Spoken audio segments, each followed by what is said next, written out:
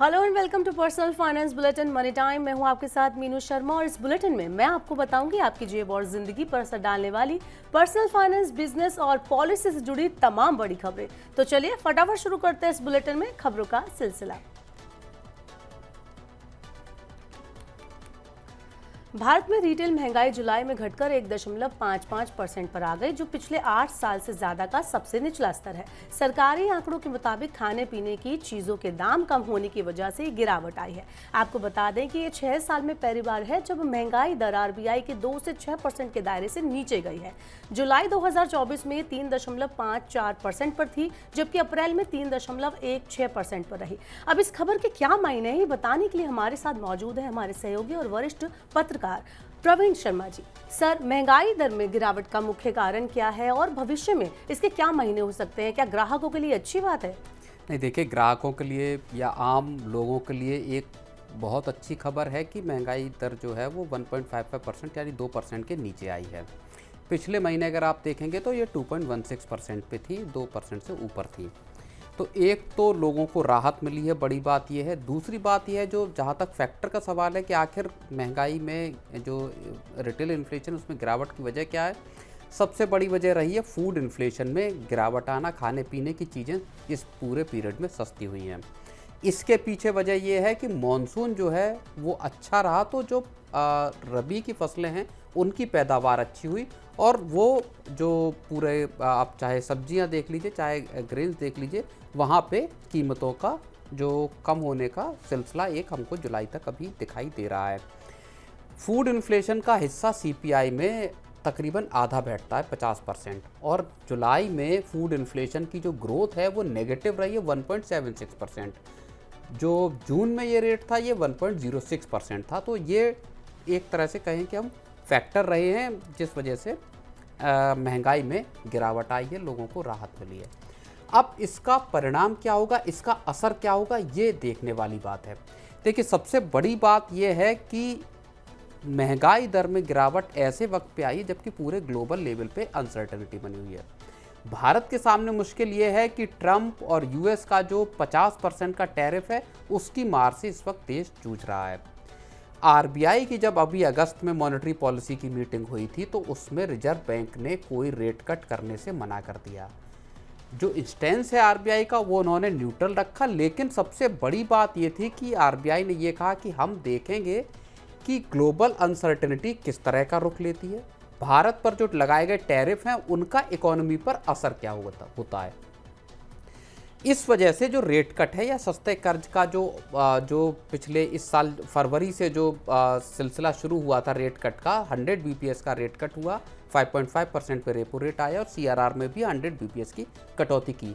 अब असर इसका ये हो सकता है कि अगर रिटेल इन्फ्लेशन 2% से नीचे है तो आरबीआई के पास एक चांस होगा कि वो ग्रोथ पर अब फोकस करे। इसका मतलब ये है कि जब अगस्त के बाद जब सितंबर और अक्टूबर में जब मॉनेटरी पॉलिसी की बैठक होगी तो आरबीआई के पास इस बात का एक स्कोप होगा कि वो 25 बीपीएस का रेट कट वहाँ पे लेकर आए, यानी कर्ज को और सस्ता करके ग्रोथ को बढ़ाने की आरबीआई कोशिश कर सकता है। तो ये जो एक आरबीआई को एक कंफर्टेबल पोजीशन अब यहाँ से मिलती हुई दिखाई दे रही है, उसका फ़ायदा रिजर्व बैंक उठा सकता है। और लोगों के लिए इसमें बड़ी बात ये होगी कि उनको चाहे घर का कर्ज हो चाहे कार का कर्ज हो, उसको लेने में अभी उनको कम ब्याज देना पड़ेगा।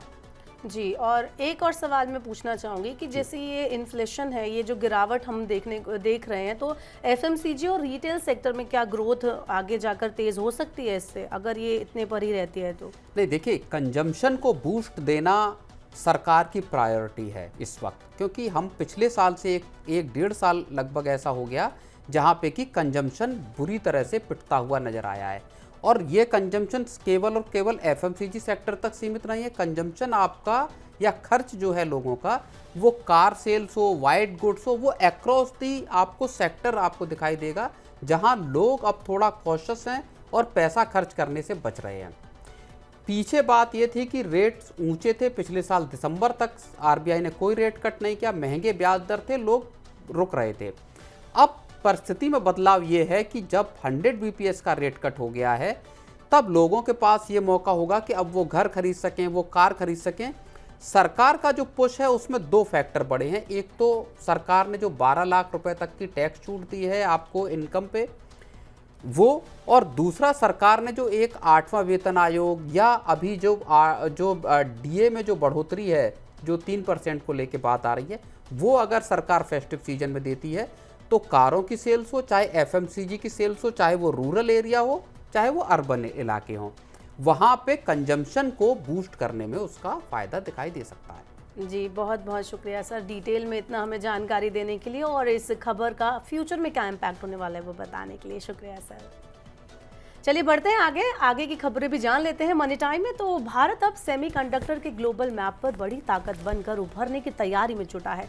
देश में सेमीकंडक्टर मैन्युफैक्चरिंग को बढ़ावा देने के लिए मोदी सरकार ने 4600 करोड़ रुपए की भारी निवेश राशि के साथ ओडिशा, पंजाब और आंध्र प्रदेश में 4 नई हाईटेक सेमीकंडक्टर यूनिट को मंजूरी दे दी है। ये प्रोजेक्ट भारत को इलेक्ट्रॉनिक मैन्युफैक्चरिंग में आत्मनिर्भर बनाने की दिशा में एक बड़ी भूमिका निभाएंगे। इसके साथ ही हजारों युवाओं के लिए रोजगार के अवसर भी मिलेंगे। भारत में सेमीकंडक्टर इकोसिस्टम तेजी से विकसित हो रहा है। अब तक कुल 6 प्रोजेक्ट कार्यान्वयन के अलग अलग चरणों में है। इसके अलावा अब 4 नए प्रोजेक्ट के साथ कुल मंजूर प्रोजेक्ट की संख्या 10 हो जाएगी, जिनमें कुल निवेश 1.60 लाख करोड़ रुपए के करीब होगा। रीगल रिसोर्सेज लिमिटेड का आईपीओ आज यानी 12 अगस्त को ओपन किया गया। पहला ही दिन आईपीओ 3.35 गुना सब्सक्राइब हो गया। बता दें कि निवेशकों की दिलचस्पी और शानदार जीएमपी निवेश पर शानदार रिटर्न देने की ओर संकेत कर रहा है ये आईपीओ। कंपनी इस आईपीओ से शेयर मार्केट से 306 करोड़ रुपए जुटाएगी। इसमें फ्रेश इश्यू के साथ ओएफएस यानी ऑफर फॉर सेल भी शामिल है। बता दें कि रीगल रिसोर्सेज के आईपीओ को खुलते ही निवेशकों ने बहुत अच्छा रिस्पांस दिया। खबर लिखे जाने पर 3.35% ये जो है सब्सक्राइब हो चुका था। कंपनी ने 2,10,03,79 शेयर ऑफर किए।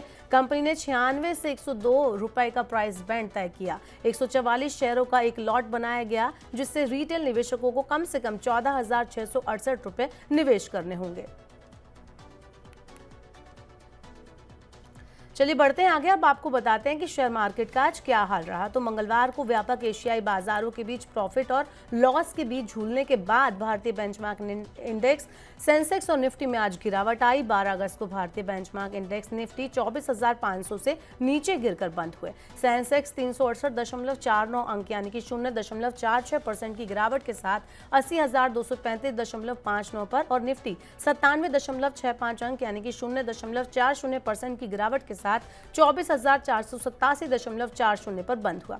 लगभग 1,994 शेयरों में आज तेजी देखी गई। 1,889 शेयरों में गिरावट आई और 157 शेयरों में कोई बदलाव नहीं हुआ। निफ्टी पर Maruti Suzuki, Hero MotoCorp, Tech Mahindra, MNM, NTPC top gainer रहे, जबकि Bajaj Finance, HUL, Trent, HDFC bank, Nestle में आज गिरावट देखी गई। बीएसई मिड कैप इंडेक्स 0.2% नीचे आ गया और स्मॉल कैप इंडेक्स फ्लैट रहा।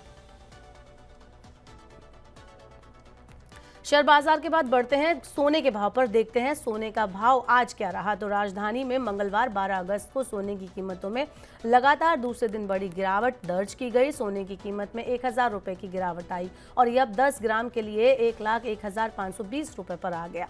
ये गिरावट वैश्विक बाजारों में बिकवाली के बीच दर्ज की गई, जिसमें निवेशकों ने सावधानी बरती।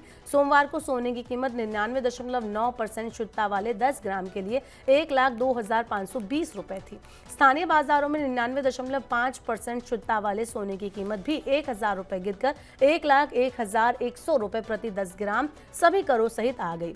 रुपए की अगर हम बात करें तो मंगलवार को यानी 12 अगस्त को शुरुआती कारोबार में रुपया अमेरिकी डॉलर के मुकाबले 10 पैसे मजबूत होकर 87.65 पर पहुंच गया।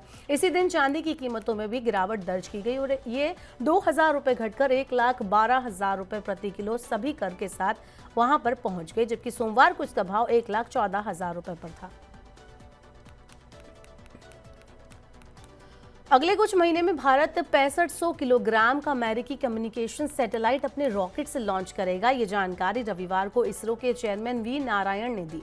हाल ही में लॉन्च हुए निसार सैटेलाइट के बाद इसरो ने नासा के बीच ये एक नई साझेदारी की है। हालांकि इसरो ने अब तक 34 देशों के 433 सैटेलाइट को अपने लॉन्च व्हीकल से लॉन्च किया है। साथ ही ऑर्बिट में इसरो के पास अभी एट प्रेजेंट 56 सैटेलाइट हैं, जिसे 2-3 सालों में 3 गुना करने की योजना है। 1975 में साइट परियोजना के माध्यम से अमेरिका द्वारा किए गए सैटेलाइट डाटा के माध्यम से इसरो ने 6 राज्यों के 2400 गांव में 2400 टेलीविजन सेट स्थापित किए थे। ऑर्बिट में इसरो के पास वर्तमान में 56 सैटेलाइट है और आने वाले कुछ सालों में वो उसे 3 गुना करने की योजना बना रहा है। बढ़ते आगे, बताते हैं आपको एलॉन मस्क की कंपनी XAI ने अपना नया AI मॉडल ग्रोक 4 सभी यूजर्स के लिए मुफ्त कर दिया। ये खबर चौंकाने वाली है क्योंकि ग्रोक 4 पिछले महीने लॉन्च हुआ था। अब कोई भी XAI अकाउंट वाला व्यक्ति ग्रोक 4 का आसानी से इस्तेमाल कर सकता है, वो भी बिना सब्सक्रिप्शन के। लेकिन इसमें एक शर्त यह है कि फ्री यूजर हर 12 घंटे में सिर्फ 5 सवाल पूछ सकते हैं। ये लिमिट फ्यूचर में बदली जा सकती है। इसके अलावा XAI ने अमेरिका में एंड्रॉयड यूजर के लिए ग्रोक का नया इमेज फीचर भी जो है वो मुफ्त कर दिया है। ये फीचर पहले से iOS यूजर्स के लिए मुफ्त था। इमेजिन की मदद से आप आसान टेक्स्ट या आवाज के जरिए AI से फोटो और वीडियो भी बना सकते हैं। मस्क ने X पर, यानी कि जो सोशल मीडिया प्लेटफॉर्म है, उस पर बताया कि फीचर कुछ समय के लिए मुफ्त है। यूजर्स अब तक 44 मिलियन से ज्यादा इमेज बना चुके हैं और ये संख्या बढ़ रही है। लेकिन ये फीचर अभी सिर्फ अमेरिका में अवेलेबल है, बाकी देशों को फिलहाल के लिए इंतजार करना होगा।